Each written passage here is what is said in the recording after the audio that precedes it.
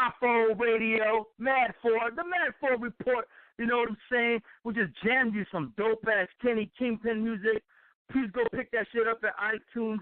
That bag and go, though. You mean go get that one? I know how to eat. If you can find a Papa LQ album, you're entertaining my reality, go cop that shit if you can find it.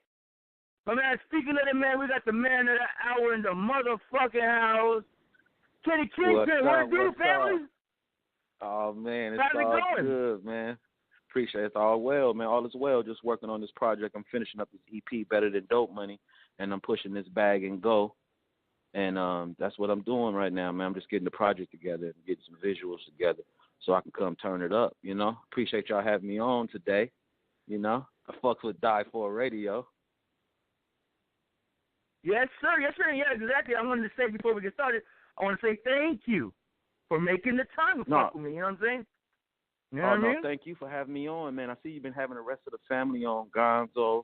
You know what I'm saying? You have some other family on there. You know, I fuck with y'all. I'm a real fan of the show, so you know, I'm welcome. I'm pleased to be on here, man.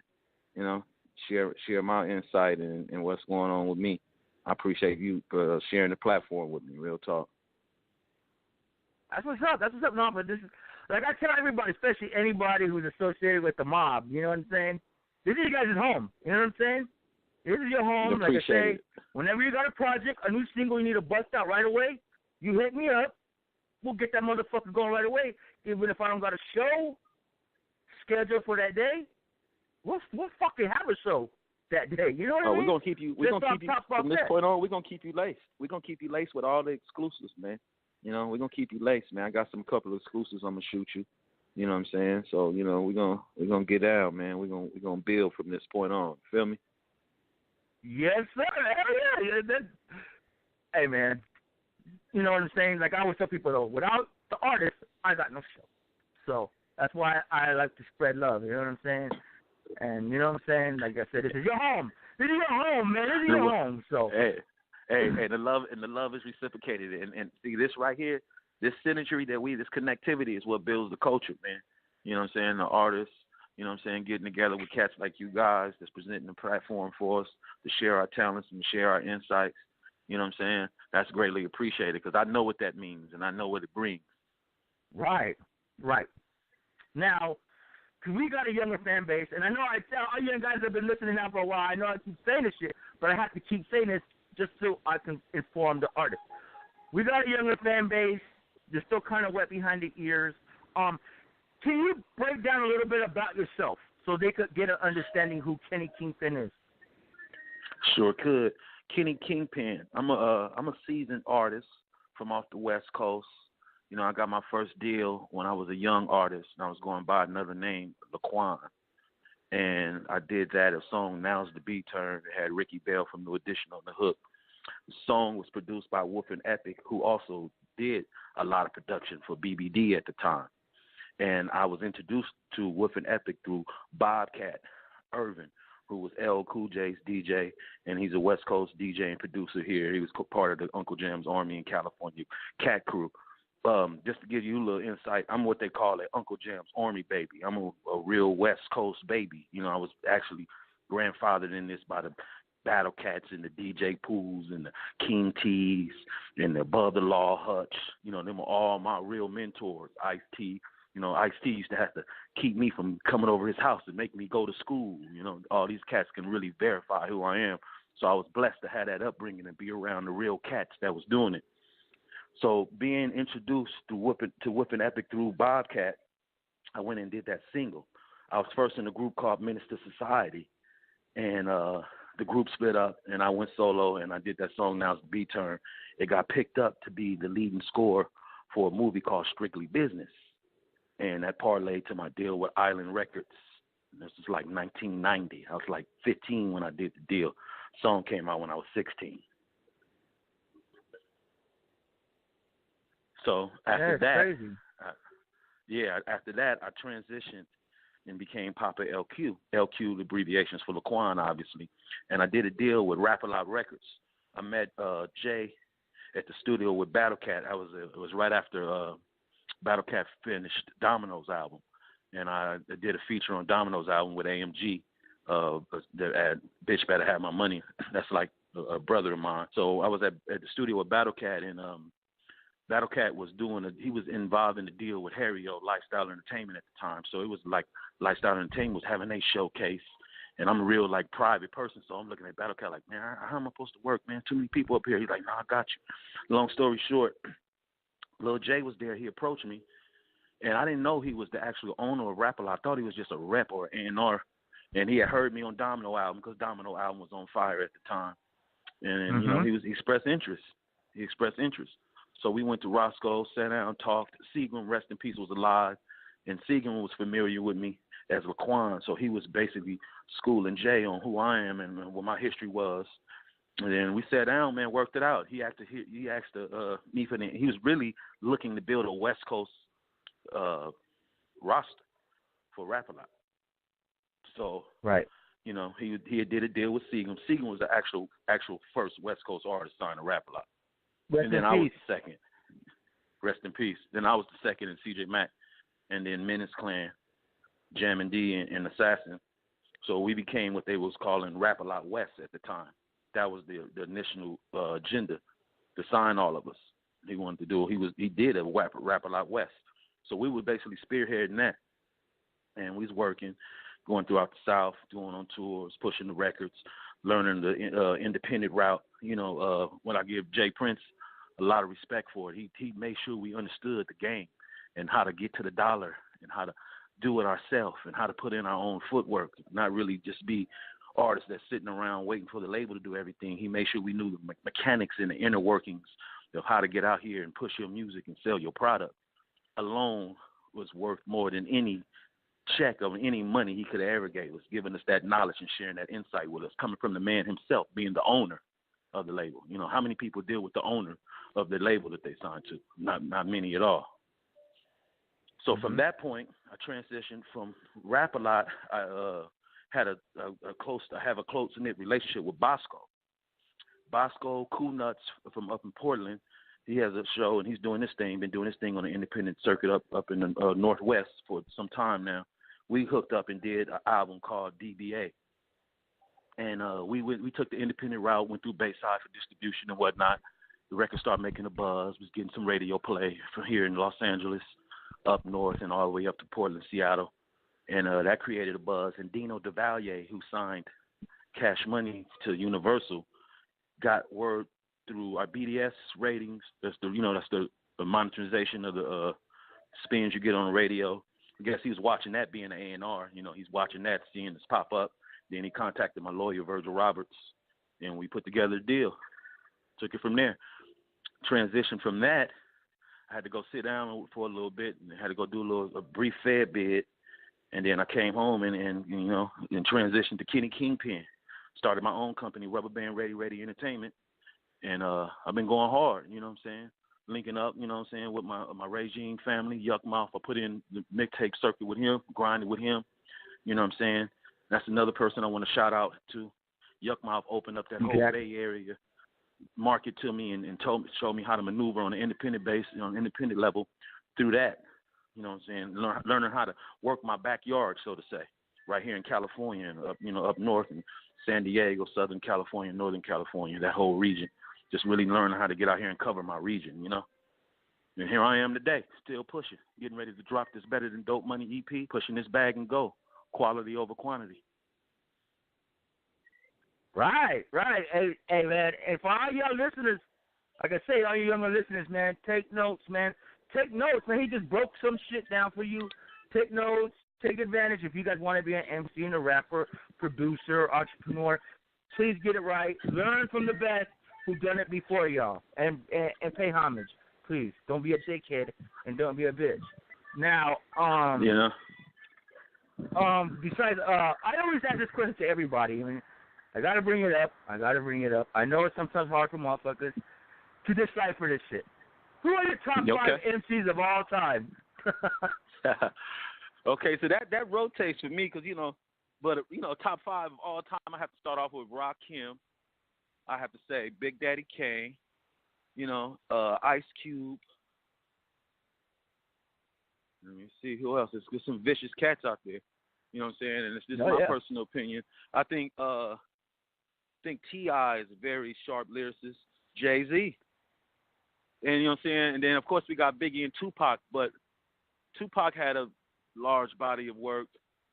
Biggie, you know, he didn't finish to me. You know, he's one of my favorite MCs, but I can't put him in the top 5 category because his body of work is he didn't get a chance to finish. You know, Exactly. a lot of people feel that way. A lot of people feel that way about Biggie. You know, he's definitely was I an feel the elite same way. lyricist. Yeah, he definitely was elite. That's for sure. That's for sure. No, yeah. See, you hesitate. A lot of times when I got guests on you, they hesitate a minute, man. I remember I had Yuck Mouth on like maybe a month and a half ago.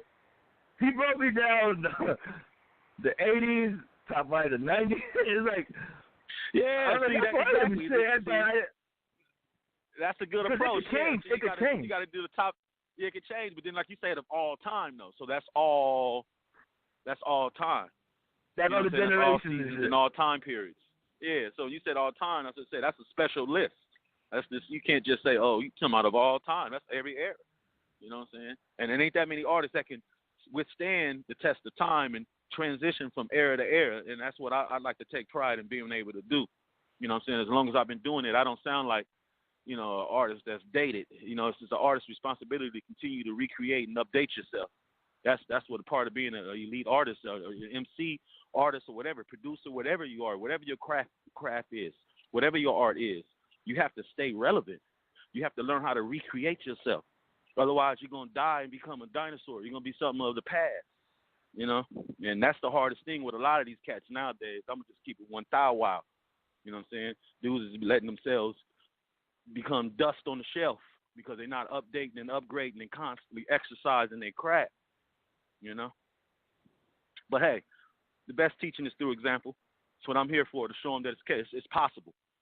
That's my mission. That's my agenda. Show them it's possible, man. And I'm not stuck in no time period, no particular era. I'm rocking no matter when. 10 years from now, I'm going to still be rocking and giving my best and going at it and keeping people on top of their pen and knowing if you rap with me, you rap next to me, you better come with your best because I'm coming vicious every time. It's not a game, you know? And that's called being a true MC and being competitive. So once again, young listeners, take heed of what he said. Age is irrelevant. Your age is irrelevant when it comes to competition.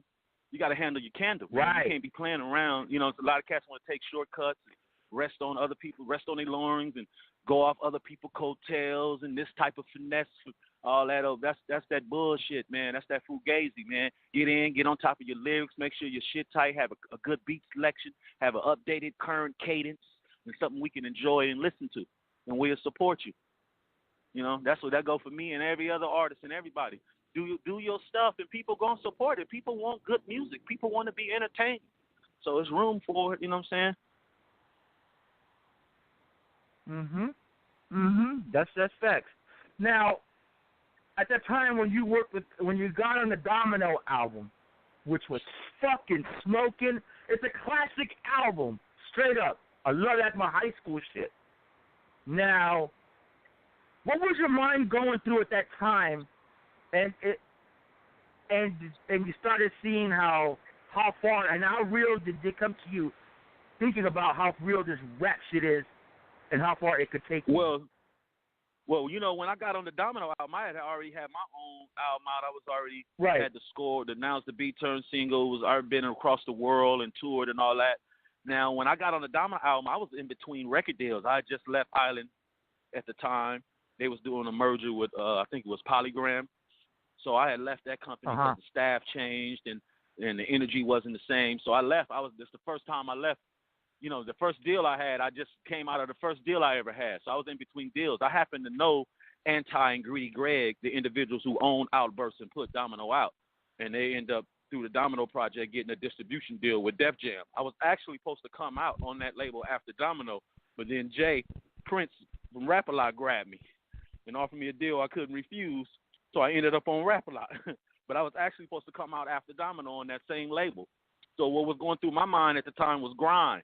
Let me get out here, let these people feel me. You know what I'm saying? When I first came out, I was youngster. I had matured more as an artist. I became more aware of certain things, growing up as an individual, traveling the world, seeing things, experiencing things that I want to share through my music.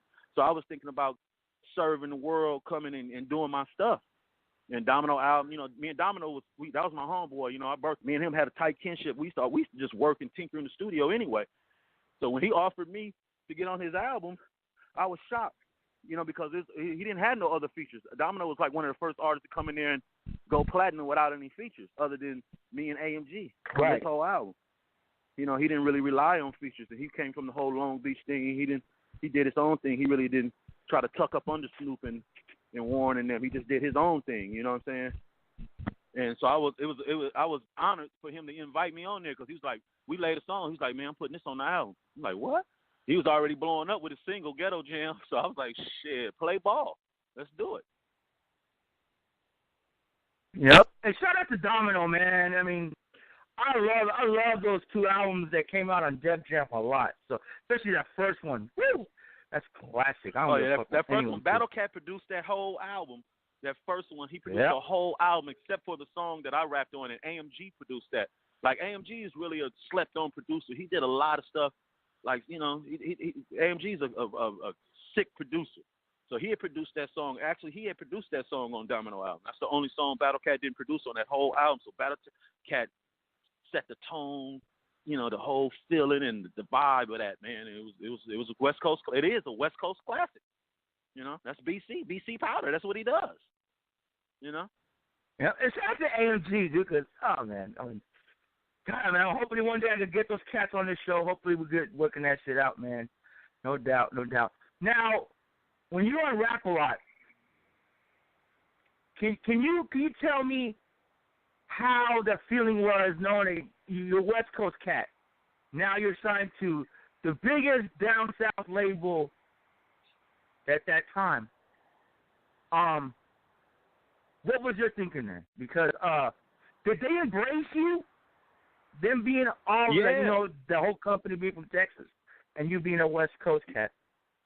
Man, they embraced us, man. See, Jay Prince came down here to L.A., man. He came to the ghetto, man. We had that man in the hood on 10th Avenue, 63rd, Crenshaw, on the East Side, Maine, anywhere. He's fearless, and he's from the hood, so he was right at home. He didn't feel out of place.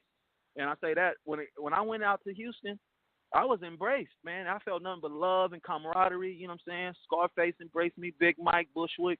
It was all love. But then there's a kinship between the West Coast and the South. Let's just be real. You know what I'm saying? Like, it's always been that. They relate to the music and the lifestyle just like we relate to their music and the lifestyle, because when you get to really digging into, like, West Coast individuals and their background, they may be born in L.A. or Oakland, but you get into their history, their aunties, mama, pops is from South of the Midwest.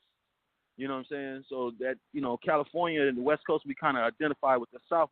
So when I got out there, they was open to the music. Of course, Snoop and them, Dr. Dre already blew a hole open for everybody to be receptive to West Coast music. Right. So it was good, man. I got there and spread out and hear some different sounds and stuff.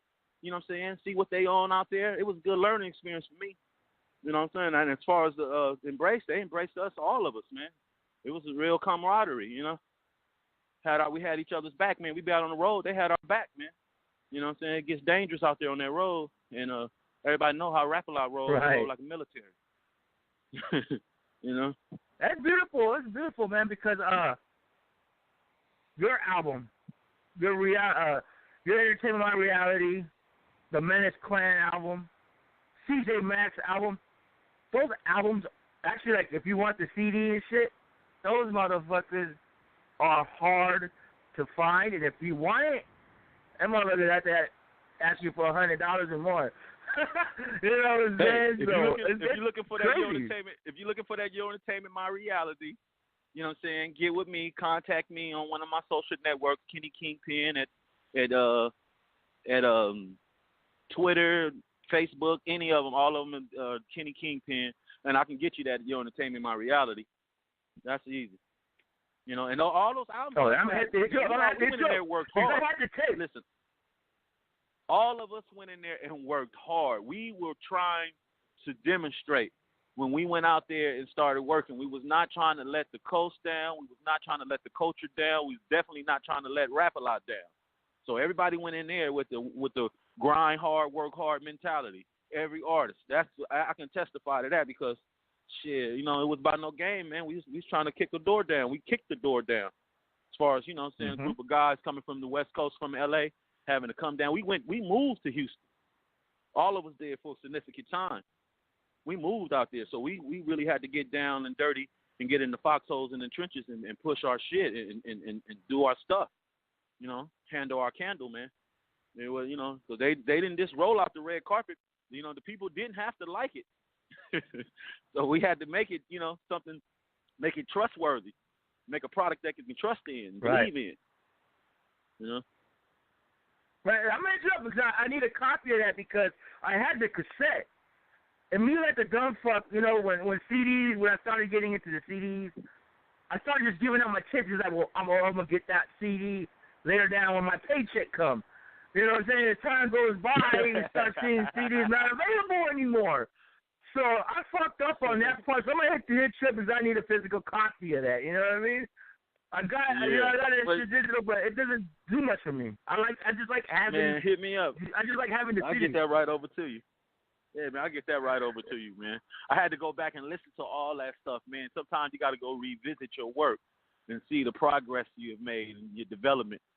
So a few weeks ago, I was listening to that, laughing at myself. That's crazy. Yeah, man. It's going down. All right, now, when was the last time you was actually signed to Rap-A-Lot? I know this for a fact, though. Doesn't matter if your contract is up with Rap-A-Lot. Once you Rap-A-Lot, you Rap-A-Lot for life. But when was the last time you were actually signed to Rap-A-Lot? I was signed to Rap-A-Lot from 95 to 97. And I haven't, okay. A deal after that, I signed with Universal with the DBA project with Bosco and Cool Nuts and myself. And that was the last deal that I signed or even tried to sign. And that was in 2000 when we did that with Universal. And I haven't had an interest in signing a deal since then. Not really. I just want to get out here, push my product, build my brand. And, with all the modern technology and all the digital platforms, if you have your PR and all your staffing in place, you really don't need a label today. They really just act as banks to talk some real talk, Right. Okay, so now Rap-A-Lot. Jay Prince signs Yuck Mouth. What'd you say? When did you actually start hooking up with Yuck, like as far as, because I know that all West Coast cats pretty much know each other, but when did you officially get down and become Regime? Well, I'm an original Regime member. So when Yuck came up with to form the Regime, it's a coalition of bosses, I was already automatically inducted from the jump. Me, Tech Nine, Gonzo,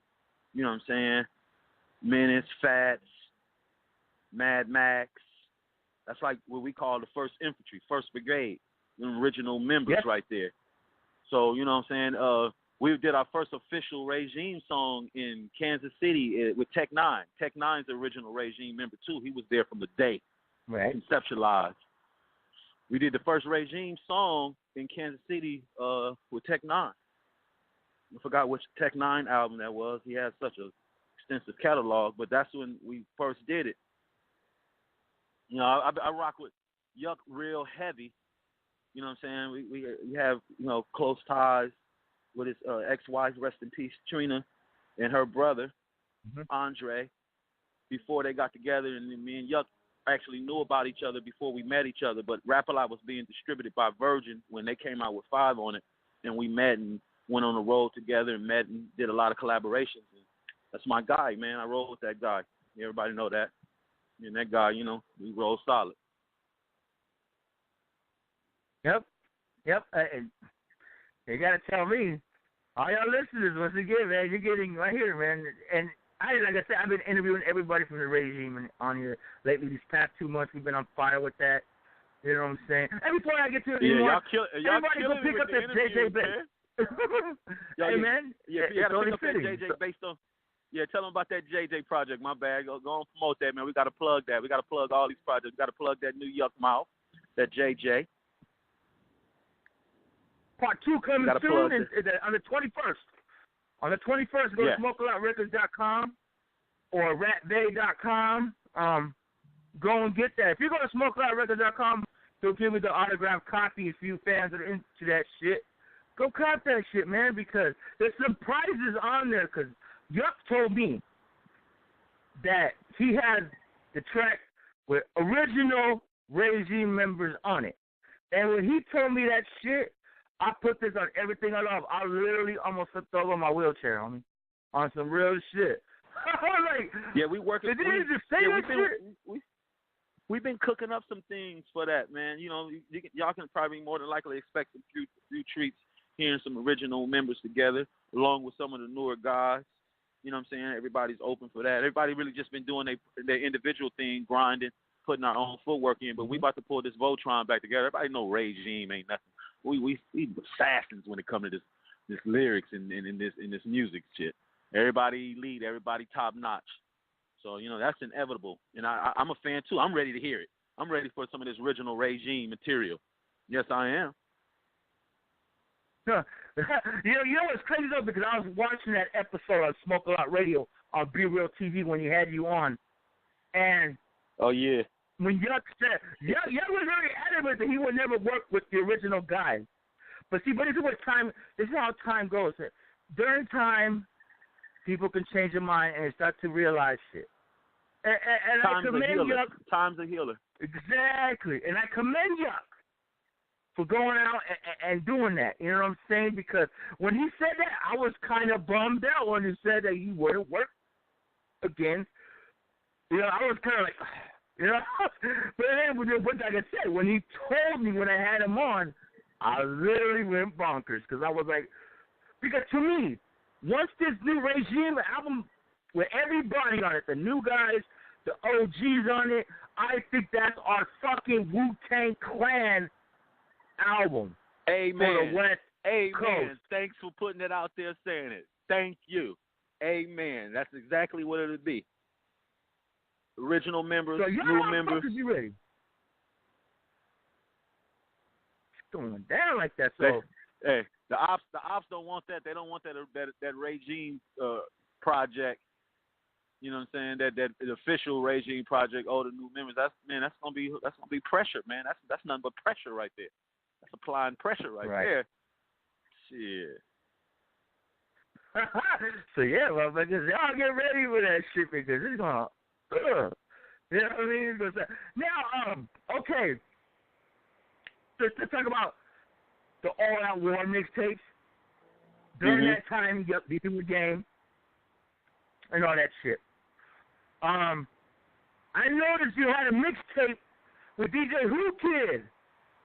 Now, how the fuck did that come together? Because during the time of All Out War and the Regime, going at the video real hard, you know what I'm saying? And back then, Who Kid G-Unit, you know what I mean? How did that work out? Yeah. How did that come about?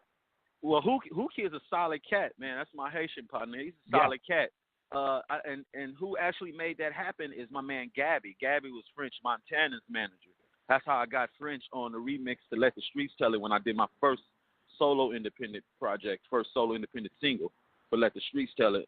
My man Gabby, he's French Montana's manager, made that happen. He also got a tight relationship with Who Kid. I played Who Kid the songs. I flew out to New York, played him all my catalog, what I was doing for the mixtape, and he was like, "Man, let's go. I want to host your mixtape."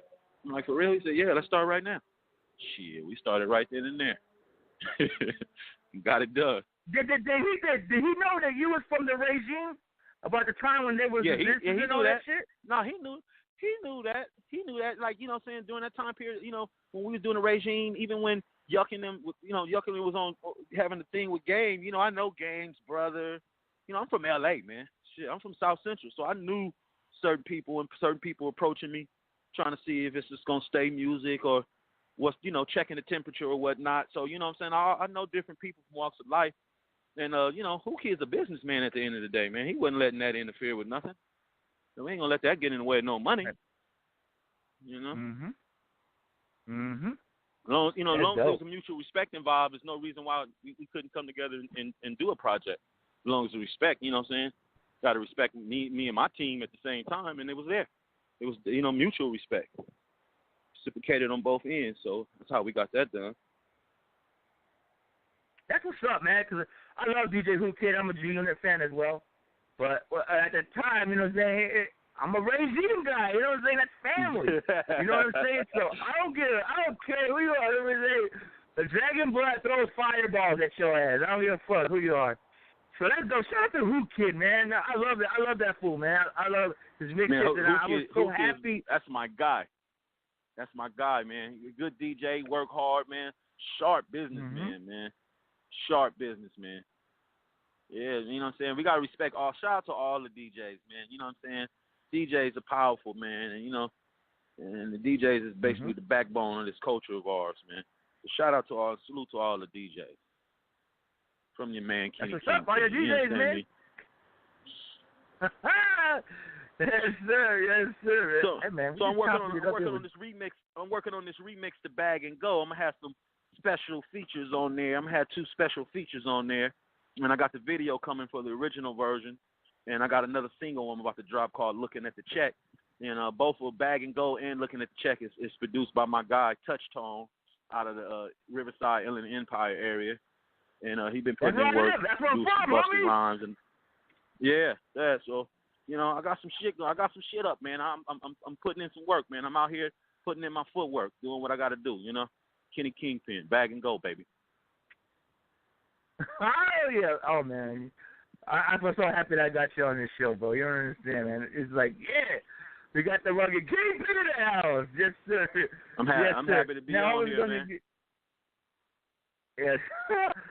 Yes, sir. Yes, sir. Fuck, man. Now I got all caught up. All right. Now, are you into battle rap? Like, I know I talked to a few artists. They're not into that shit, but I don't know if you can call it into if you're not really into battle rap. Well, I'm not a battle rapper. No, you don't have to be a battle rapper. I like to hear rappers. I still like to listen to some battle rap if it's worth listening to. You know what I'm saying? If you're gonna get to start getting too stupid and goofy, I'm gonna tune you out. But I you know, I'm receptive to battle rap. I'm not a battle rapper though. No, I'm not. I have no interest in being one either.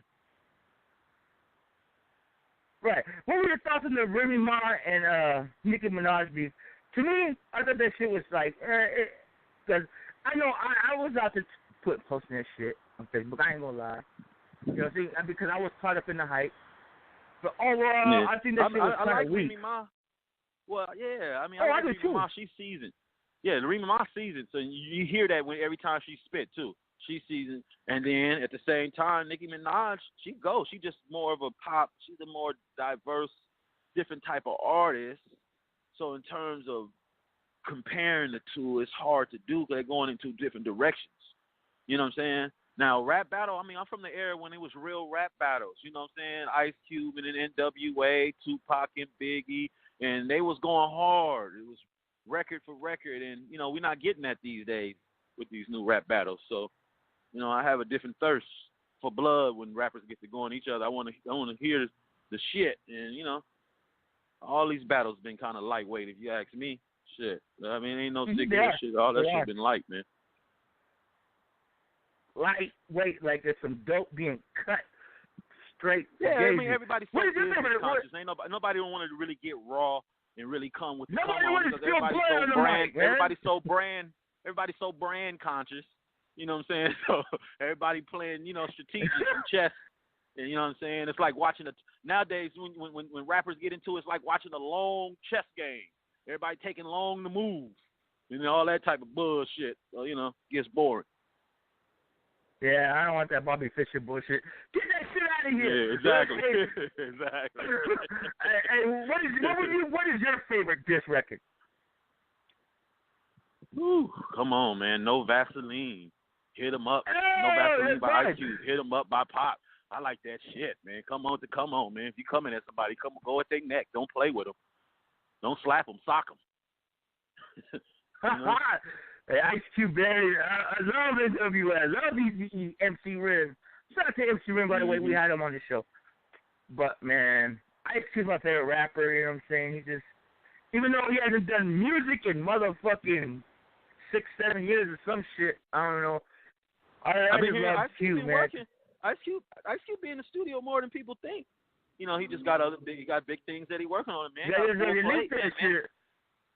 Yeah, the man been having a full plate for years, so we'll wait for it. Oh yeah. He can take his time. He earned the right to be able to take his time. Yeah. Oh yeah, that's without a doubt. That's why he's always number one all time for me. Yes, you know sir. what I mean? Like literally. Well, yep, we're running out of time. I want to say thank you, man. I really appreciate chopping it up with you. Hopefully we get you back on again and talk some more shit.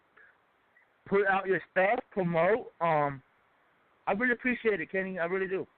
Man, I appreciate you having me, man. You know what I'm saying? Give me a chance to share your platform and, you know, let the people know that I'm working and I'm active out here. So I'm coming back soon. I'm going to have to come back because I'm about to drop a slew. The summer, I'm about to act up for the summer. I'm going to be very busy. It's going to be a busy summer for Kenny Kingpin, Rubber Band Ready Gang. That's for sure. Oh, the summertime is the best time, too. Anyways, we're going to be real busy out here as well as doing Die4 Radio, man, because I usually do like 4 interviews, 2 or 3 interviews a week. I'm trying to go over the whole weeknight. You know, 1 through 5, Monday through Friday. I'm seeing the activity. I'm seeing it. Keep it coming, man. I'm tuning in. Die4 Radio. I'll be listening to all the interviews. Tune in. You got my continuous support. And I appreciate you having me, bro. I appreciate you, brother. You don't understand.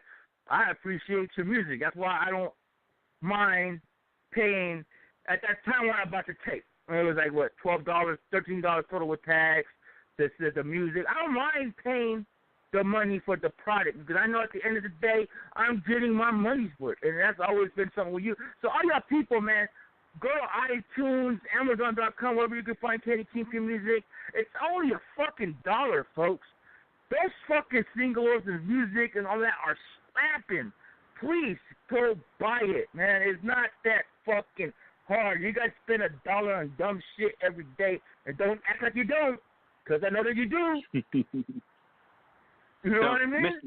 Miss a backwood or two, man. Support good music, authenticity, man. Let's keep authenticity breathing and alive. You know, that's what we're going to do, man. I appreciate everything, you know. You got any shout-outs you want to give out to anybody? Yeah, I want to shout out everybody supporting the Kenny Kingpin. I want to shout out my original Regime family. I want to shout out Chuck Heat, producer I Know How to Eat, and a couple other singles I've done, No Breaks. I want to shout out Touch Tone out of Riverside, who produced my single that's coming up, Looking at the Check, and he also produced Bag and Go. I want to shout out Echo Haddock, my PR. I want to shout out my man Adrian Miller. I want to shout out my man Shaft. You know, I want to shout out Die4 Radio. You dig? You dig, motherfuckers? Yeah, we coming at you. Rubber Band Ready Gang, motherfuckers. That's what we doing out here, homie. On some real Ready shit. Gang. You know what I'm saying? Ready Gizay. Yes. Yeah, motherfuckers. Now, before you go, can I get a Die4 Radio drop from you? I need that. Yes, you could. Yes, you could. It's the California King, Kenny Kingpin, hollering at you live on Die4 Radio. You dig? Yes, sir. Yes, sir. Well, I got your contact. I'm going to text you my phone number in a little bit after this interview. I'm going to text you my phone number. That way, when you, like you said, this is your home, man. This is your home. Whenever you want to drop something, if you just want to be like, man, you're mad, I want to fucking rant, or you want to go out, or you just want to talk about whatever, even if we're not scheduled to do a show that day, well, like I said, we'll fucking schedule a show that day, man. Just off top of the fact that you from the mob, you know what I'm saying? Say no more. Let's do it. I'm at you real soon. I got a couple of exclusives I'm going to slide you. That's what's up, man. That's what's up, man. I appreciate you, brother. And I'm going to let you enjoy your night because I know you're a busy person and everybody's got to make money. We got to make something to eat. You know, it's all about that bag, motherfuckers. Bag and go.